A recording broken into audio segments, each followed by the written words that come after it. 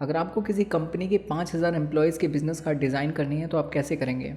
मतलब design same रहेगा लेकिन फ़ोटो, नेम, डेजिग्नेशन ये सारा डाटा चेंज होगा और आपको इन सब की पीएसडी प्लस जेपेग ये सारी फाइल्स क्लाइंट को डिलीवर करनी है। तो क्या लगता है कितना समय लगेगा आपको वो सारी फाइल्स बनाने में? कमेंट्स में मुझे इसका आंसर ज़रूर देना।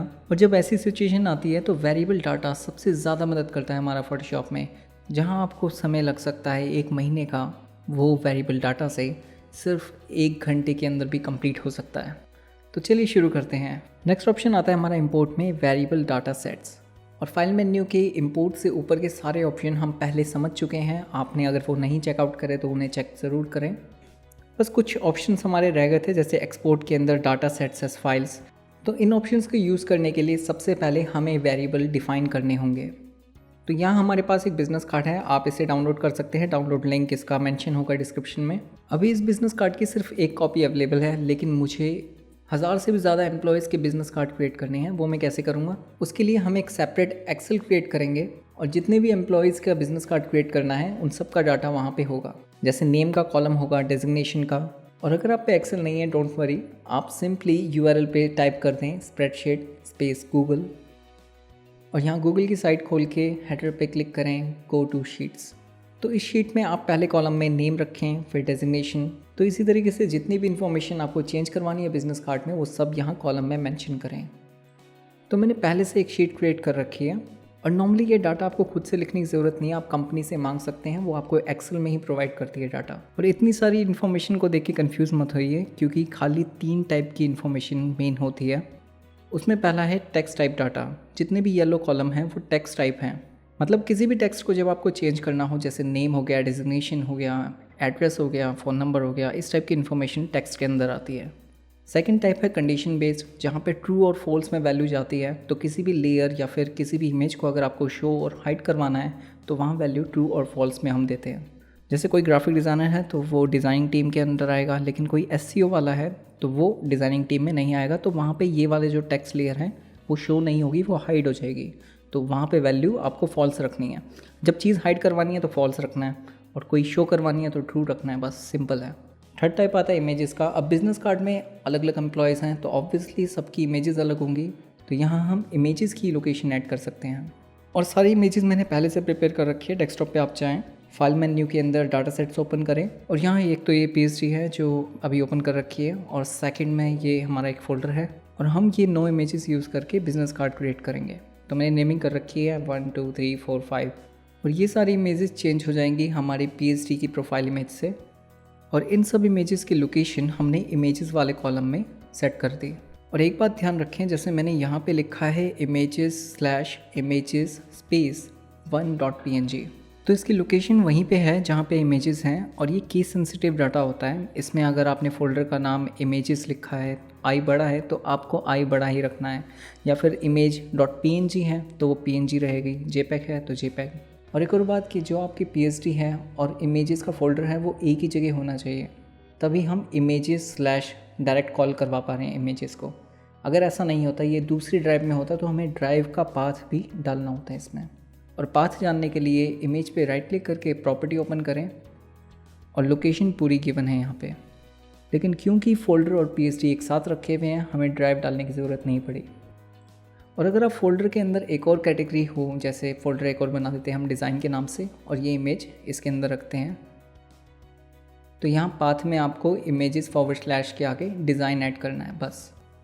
और जैसा मैंने बताया था ये केस सेंसिटिव है, यहाँ पे D जो है वो अपर केस है, तो जो पाथ है वहाँ पे भी अपर केस वाला D यूज़ होगा। इवन आपकी इमेजेस के नेमिंग में स्पेस है तो वो स्पेसिंग भी होनी चाहिए। आई होप आप लोगों को ये पॉइंट समझ आया होगा। इसको वापस से वैसे कर देते हैं, कट करके बाहर पेस्ट और डिज़ाइन वाले फोल्डर को डिलीट कर देते हैं। पाथ भी हम चेंज कर देंगे और फटाफट से तीनों कैटेगरी को एक बार रिव्यू कर लेते हैं। फर्स्ट हमारा जो पाथ है इमेजेस का, ताकि जो इमेजेस हैं वो चेंज हो सकें। सेकंड जो है ट्रू और फॉल्स में, जो कंडीशन बेस्ड है, जहाँ पे ये डिज़ाइनिंग टीम वाली लेयर हाइड और अनहाइड हो सकती है। और थर्ड हमारा है simple text, normal text change हो सकता है। तो सिंपल है, ईजी है, बस सुनने में थोड़ा कॉम्प्लेक्स लगता है, बाकी जब आप करेंगे तो ईजी है बहुत। अब नेक्स्ट हम करेंगे डिफ़ाइन। और डिफ़ाइन करने का प्रोसेस क्या है, आप जाएँ images, variable and click on define. अब ये वेरिएबल का पूरा ऑप्शन है जहाँ पे सबसे पहला है हमारा बाय डिफ़ॉल्ट डिफ़ाइन और सेकंड है लेयर नेम। तो जितनी भी लेयर्स यहाँ पे दिख रही हैं ये सारी आपको यहाँ ड्रॉप डाउन में दिखेगी और आपको वैल्यू वही डिफ़ाइन करनी है जो आपको चेंज करनी है। जैसे यहाँ नेम है और वेरिएबल टाइप में पहला ऑप्शन है विजिबिलिटी का। तो अगर आपको इस लेयर को हाइड या अनहाइड करना है तो यहाँ पे हम विजिबिलिटी का टाइप यूज़ करेंगे, लेकिन वो हमें नहीं करना। सेकंड वेरिएबल टाइप है हमारा टेक्स्ट रिप्लेसमेंट, वो हमें करना है, तो इस पर टिक करें। तो नेम चेंज करना है तो वेरिएबल भी हम नेम वाली फील्ड का ही लेंगे जो हेडर पोर्शन पे है फर्स्ट कॉलम में। और ये वेरिएबल भी केस सेंसिटिव होते हैं, तो एग्जैक्ट ये कॉपी कर लो यहाँ से और यहाँ पेस्ट कर लो ताकि गलती ना हो। और यहाँ एरो पे क्लिक करके आप लेयर की नेक्स्ट लेयर को सिलेक्ट कर सकते हो जो है डेजिग्नेशन। तो एक्सेल से हेडर कॉपी करो डेजिग्नेशन का, टिक कर दे टेक्स्ट रिप्लेसमेंट में और यहाँ पेस्ट। अब जो नेक्स्ट ऑप्शन है इमेज का, यहाँ पे हमें पिक्सल रिप्लेसमेंट दिख रहा है जो कि थर्ड टाइप है, जैसे हमने एक्सेल में पाथ यूज़ करा था उसके लिए। तो इसका काम सिर्फ इमेजेस को कॉल करना है, इमेजेस चेंज होती रहेंगी आपके एक्सेल के पाथ के अकॉर्डिंग। तो इमेज वाले कॉलम का हेडर कॉपी करें और यहाँ पेस्ट, या फिर आप सिंपली टाइप भी कर सकते हैं। नेक्स्ट हमें मेथड में 4 ऑप्शन मिलते हैं, fit, fill, as is, confirm. अब इन चारों ऑप्शन का डिस्क्रिप्शन नीचे गिवन है, जैसे आप ड्रॉप डाउन से कोई भी सेलेक्ट करते हैं मेथड, साथ में उसका डायग्राम भी दिखता है। और ये जो क्लिप टू बाउंड वाला ऑप्शन है ये हमें टिक करने की ज़रूरत नहीं, क्योंकि हमने पहले से एक मास्किंग यूज़ कर रखी है जिसके अंदर वो इमेज फिट हो रही है। और मेथड हम फिट रखते हैं क्योंकि सारी इमेजेस मैंने रिसाइज कर रखी है। इसी तरीके से नेक्स्ट लेयर देखते हैं मास्क की, इस पर कुछ नहीं करना, आगे बढ़ते हैं। नंबर, और एक्सेल में मैंने टॉप पे है नंबर ही रखा है इस कैटेगरी का, तो नंबर ही लिखते हैं। नेक्स्ट ईमेल, सब कुछ लोअर केस लिखा है मैंने, तो कन्फ्यूजन होगी नहीं। इसी तरीके से एड्रेस। अब नेक्स्ट आता है हमारा टीम नेम। अब टीम नेम में हमें विजिबिलिटी वाला ऑप्शन यूज़ करना है, टेक्स्ट रिप्लेसमेंट नहीं करना। टिक करें इस पर और नाम लिख देते हैं टीम, क्योंकि टीम ही मैंने एक्सेल के अंदर यूज़ कर रखा है। इसके थ्रू हम ट्रू वैल्यू लिखेंगे एक्सेल के अंदर तो हमें शो होगी वो लेयर, और फॉल्स लिखेंगे तो लेयर हाइड हो जाएगी। अब एक और गौर करने वाली बात है कि जितनी भी लेयर्स हमने डिफ़ाइन करी हैं, ड्रॉप डाउन में आप देखेंगे सबके आगे एक एस्टेरिस्क नज़र आ रहा है। इसका मतलब ये सारी वैल्यूज़ डिफ़ाइन हैं, rest of the values are not defined. अब आप पे ऑप्शन है, या तो आप ओके कर सकते हो या नेक्स्ट पे क्लिक करके डाटा सेट्स सेट कर सकते हो। दूसरा तरीका है प्रीवियस पे क्लिक करके डिफाइंड वाले ड्रॉप डाउन पे आप डाटा सेट भी सिलेक्ट कर सकते हैं। ये दोनों ही वेरिएबल के पार्ट्स हैं, तो आप स्विच कर सकते हैं दोनों के बीच में कभी भी। अब डाटा सेट्स में हमें कुछ नज़र नहीं आ रहा क्योंकि कोई भी डाटा सेट लोड ही नहीं है। तो अभी जो हमने वैल्यूज़ डिफ़ाइन करी हैं वेरिएबल्स के अंदर, वो सारा डाटा हो गया और वो डाटा सेट हम यहाँ लोड कर देंगे। तो इस पर आप क्लिक करेंगे इस बटन पे, create a new data set based on the current data set. बस इस पर क्लिक जैसे ही करा वो सारा डाटा नीचे आ गया। नेम, वैल्यू, लेयर्स, वो सारा डाटा आ गया जो हमारी पीएचडी के अंदर है। यहाँ से आप डायरेक्टली वैल्यूज़ चेंज भी कर सकते हैं और नेम भी स्विच कर सकते हैं। नेक्स्ट पार्ट आता है हमारा लिंकिंग का, कि जो एक्सेल हमने बना रखी है उसे हमें इंपोर्ट करना है, एक तरह से लिंक करेंगे इस डाटा सेट से। लेकिन इंपोर्ट करने से पहले जो हमारी एक्सेल थी या मैं कहूँ स्प्रेडशीट थी, उसे हमें CSV में डाउनलोड करना होगा। तो फाइल पे जाएं, डाउनलोड और CSV कॉमा सेपरेटेड वैल्यू इसकी फुल फॉर्म है। और हम इस फॉर्मेट में इसलिए डाउनलोड कर रहे हैं क्योंकि ये खाली 2 फॉर्मेट को सपोर्ट करता है, एक तो CSV और दूसरा है टेक्स्ट। ये डाटा शीट डाउनलोड हो गई है, इसे यहाँ से कट करके उसी फोल्डर में रखते हैं जो हमारा डेस्कटॉप पे है उसी के अंदर, और PhD के पास पेस्ट, रीनेम करके सिर्फ डाटा रखते हैं। अब इस फाइल को हम लिंक करेंगे, तो आप इंपोर्ट पे क्लिक करें, फाइल को सिलेक्ट करना है, सिलेक्ट पे क्लिक करके, और यहाँ में फ़ाइल नज़र नहीं आ रही, पाथ यही है, यहीं पे हमने पेस्ट करा था। वो इसलिए है क्योंकि हमने नीचे जो टाइप है वो चेंज करना होगा, टेक्स्ट से आप स्विच कर दें CSV। फाइल हमारे सामने है, सेलेक्ट करें और इसे लोड कर दें, और एनकोडिंग वाले पार्ट पे आप ऑटोमेटिक ही रखें।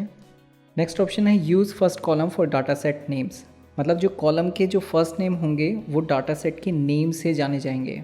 तो डाटा सेट जितने भी क्रिएट होंगे वो डाटा सेट 1, 2, 3 ऐसे नहीं बनेंगे। तो जो कॉलम के नेम होंगे आपकी एक्सेल के अंदर उस नाम से डाटा सेट क्रिएट होंगे, इसलिए इस पर टिक रखते हैं एंड हिट ओके। और ये CSV लिंक हो गई है हमारे डाटा सेट से, लेकिन कुछ दिख इसलिए नहीं रहा क्योंकि हमने प्रीव्यू पे टिक नहीं करा। यहाँ इजेबल सेट है, बस आप टिक पे क्लिक जैसे ही करेंगे प्रीव्यू के, तो डाटा सेट में जो इजेबल की वैल्यूज़ हैं वो सारी चेंज हो गई आपकी PhD के अंदर।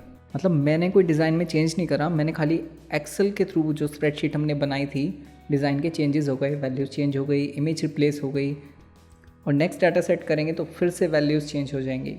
और एक बात ध्यान रखें कि आप ज़्यादा प्रीव्यू करके ना देखें, क्योंकि इससे लोड पड़ता है सॉफ्टवेयर के ऊपर, तो कहीं ना कहीं कई बार ये क्रैश हो जाता है, ये कुछ बग है फोटोशॉप में। तो इस चीज़ को अवॉइड करने के लिए आप प्रीव्यू को ऑफ रखें, जो फाइल आपको चेक करनी है उसका डाटा सेट चेंज करें और फिर प्रीव्यू पे क्लिक करें। चेक कर ली वैल्यूज़, फिर अनटिक। इसी तरीके से आप इस प्रोसेस को करें। अब आप सिंपली ओके कर दें। अब अगर हमें फिर से चेंज करनी है कोई वैल्यू या फिर वापस से वो सारे वेरिएबल देखने हो कि कोई गलती तो नहीं करी, तो आप चेक कैसे करेंगे वापस? तो वापस से आप जाएं इमेज, वेरिएबल और डिफाइन, और डाटा सेट्स में भी सारी वैल्यूज़ वैसी ही हैं जैसी थी। अब हमने वेरिएबल की डाटा भी डिफाइन कर दिए, वेरिएबल की डाटा सेट्स भी बना दिए और CSV फाइल लिंक भी कर दी। नेक्स्ट हमें डिज़ाइन सेव करवानी है अलग अलग, जहाँ पे डाटा के अकॉर्डिंग अलग अलग डिज़ाइन सेव हो जाएं, और ये सारा प्रोसेस ऑटोमेट होना चाहिए, मैन्युअली हमें नहीं करना इस काम को। तो इसके लिए जो पहला ऑप्शन हमारा एक्सपोर्ट में रह गया था, जो है हमारा डाटा सेट्स एज फाइल्स, वो यूज़ होगा। तो फाइल पे जाएं, एक्सपोर्ट, और क्लिक करें डाटा सेट्स एज फाइल्स, और जहां आपको आउटपुट सेव करवाना है उसका फ़ोल्डर सेलेक्ट करें। मैंने पहले से डेस्कटॉप पे एक फ़ोल्डर बना रखा है, इस फोल्डर के अंदर फाइल्स नाम का, इसको सेलेक्ट कर लेते हैं। और यहाँ ऑप्शन है आप पे डाटा सेट का, जहाँ पे आप सिंगल डाटा सेट भी एक्सपोर्ट कर सकते हैं और सारे डाटा सेट भी एक साथ। तो हम ऑल डाटा सेट करते हैं। और यहाँ फाइल नेमिंग के ऑप्शन है, कुछ स्पेसिफिक आपके माइंड में इनिशियल्स हों जो आप टाइप करवा के सेव करवाना चाहते हैं, तो आप यहाँ पे टाइप कर सकते हैं। और यहाँ पे अंडरस्कोर का ऑप्शन है, कोई और वैल्यू भी रख सकते हैं, लेकिन मैं अंडरस्कोर ही रखूँगा। फाइल एक्सटेंशन PhD रहेगा, और ओके दबाते ही हमारी सारी PhD सेव हो जाएगी उस फाइल्स नाम के फोल्डर में। फाइल सारी सेव हो गई है, चेक कर लेते हैं डेस्कटॉप पे फाइल मेन्यू के अंदर डाटा सेट्स फाइल्स। ये टोटल 9 फाइल्स जितनी हमारी एक्सेल के अंदर फाइल्स थी कॉलम के अंदर, वो सारी सेव हो गई हैं। चलिए एमिली की फ़ाइल ओपन कर लेते हैं। ये यहाँ पे इसकी फ़ोटो चेंज है, डाटा भी सारा चेंज है। तो आप इस तरीके से बहुत सारी PhDs एक साथ सेव कर सकते हैं। आपको सिंपली एक्सेल के अंदर डाटा पेस्ट करना है और इस प्रोसेस को अप्लाई करना है। अब सपोज़ आपको इन सारी PhDs की JPEG भी सेव करवानी है, क्योंकि आप विजुअली देख नहीं पा रहे सारी इमेजेस को बाहर से, हर PhD ओपन करना पॉसिबल नहीं रहता, टाइम कंज्यूमिंग प्रोसेस है। तो एक JPEG होगी तो स्विच करने में बहुत आसानी होगी, व्यू बहुत आसान हो जाता है। तो पहले वाले पार्ट में हम ट्यूटोरियल में देख चुके हैं स्क्रिप्ट के कि अब कैसे होगा, लेकिन फिर भी आपको मैं बता देता हूँ इसमें। आप फाइल पे जाएं, scripts, and click on image processor. पहले ऑप्शन में वो फोल्डर सेलेक्ट कर लेते हैं जहाँ हमारी PhD है, हिट ओके। उसके बाद आप अपने आउटपुट वाले फोल्डर को सेलेक्ट करें जहाँ PhD कन्वर्ट हो गई JPEG बन जाएंगी। तो अभी हमने फोल्डर बनाया था फाइल इमेजेस का, इसे सिलेक्ट करके ओपन कर लें। और फाइल टाइप में हमें JPEG ही रखना है, क्वालिटी 12 रख देते हैं। और ये अनचेक करते हैं, रिसाइज करने की ज़रूरत नहीं है, और ना ही हमें PhD सेव करवानी है, ना टेफ, और कोई एक्शन भी नहीं चाहिए। अब बस आप रन पे क्लिक करें और JPEG ऑटोमेटिकली सेव हो रही है, या मैं कहूँ हो गई। चेक कर लेते हैं। फाइल इमेजेस के अंदर हमारा एक JPEG नाम का फोल्डर क्रिएट हो गया है, इसके अंदर ये सारी इमेजेस हैं। एक इमेज ओपन करके आप देख सकते हैं एंथनी कंटेंट राइटर है, तो ये डिज़ाइन टीम का पार्ट नहीं है। तो यहाँ पे डिज़ाइन टीम वाली लेयर, या मैं कहूँ टेक्स्ट नज़र नहीं आ रहा, ऐसे ही clear. But Emily UI designer है, तो ये डिज़ाइन टीम का पार्ट है, इसलिए यहाँ पे ये टेक्स्ट दिख रहा है। और आई थिंक आपको फाइल मेन्यू में जो इंपोर्ट के अंदर वेरिएबल डाटा सेट्स वाला ऑप्शन था वो भी समझ आया होगा। उस पर जब आप क्लिक करते हैं तो आप सिंपली डाटा इंपोर्ट कर रहे हो, जो CSV आप फाइल बनाते हो उसे आप इंपोर्ट कर सकते हो। और ये सेम प्रोसेस वहाँ भी था जहाँ हमने वो लिंकिंग करी थी इंपोर्ट, ये दोनों बटन सेम ही हैं मतलब। तो बहुत ही क्रिएटिव एक्सपेरिमेंट्स आप वेरिएबल के थ्रू कर सकते हैं। अब चाहे वो बिज़नेस कार्ड हो, ID कार्ड हो, या बल्क में कोई भी सोशल मीडिया पोस्ट बनाना हो किसी क्लाइंट का, उसमें भी आप वेरिएबल्स ऐड करके या डाटा सेट्स क्रिएट करके उसके लिए पूरे मंथ का एक एक्शन प्लान क्रिएट कर सकते हैं। देखो फोटोशॉप में ऑप्शन तो बहुत सारे हैं, लेकिन उनका यूज़ कैसे सबसे बढ़िया हो सकता है वो हमें खुद सोचना है। उसके लिए आप ट्यूटोरियल देखें, रिसर्च करें, बुक्स पढ़ें।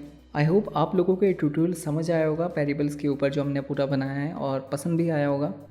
और अगर आपको पूरे ट्यूटोरियल में कोई भी डाउट था या पहले वाले ऑप्शन में कोई भी डाउट रहा हो तो आप मुझे कमेंट्स में ज़रूर बताना।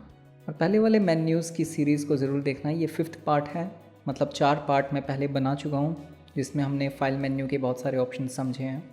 तो आज के लिए बस इतना ही, मिलते हैं नेक्स्ट ट्यूटोरियल में। आप सुन रहे थे शुभम को। Thank you so much for watching graphic arena.